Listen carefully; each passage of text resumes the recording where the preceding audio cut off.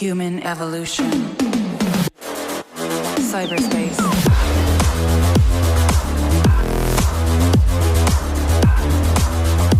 Activate.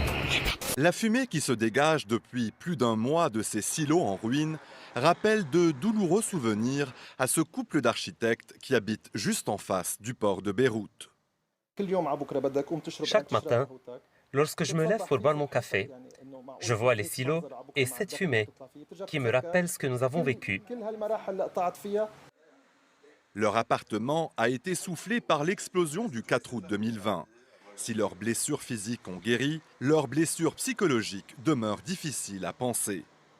J'ai tellement mal, je cache ma douleur devant les personnes qui ont vraiment perdu, des personnes très chères et des êtres humains qu'ils aimaient. Il y a toujours à l'intérieur ce sentiment que les gens ou les personnes, les responsables impunis, l'injustice qui aussi remonte.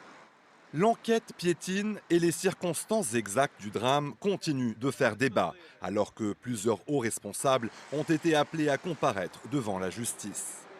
Ces ministres et ces officiers-là sont toujours dans leur poste de responsabilité ou bien ils sont députés au Parlement et le juge d'instruction est pratiquement bloqué depuis 6 mois. L'enquête n'avancera jamais tant que les ingérences politiques avec les armes du Hezbollah qui couvrent cette ingérence-là.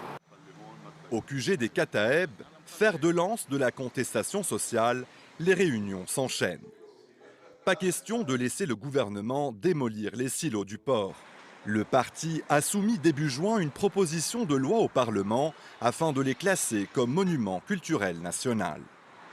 Il s'agit tout simplement de rendre la mémoire à Beyrouth aux victimes qui comptent par milliers après avoir interdit à cette même population de rendre la justice, parce qu'il y a un déni de justice du fait de la mainmise de Hezbollah et de ses alliés.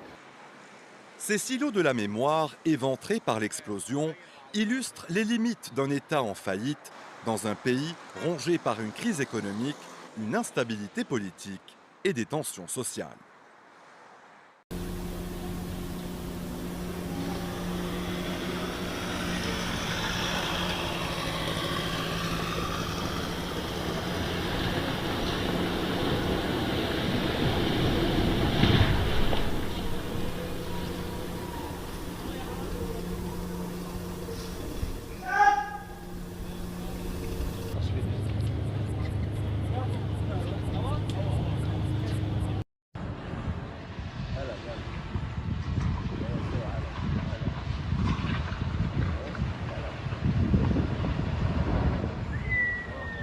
الله أكبر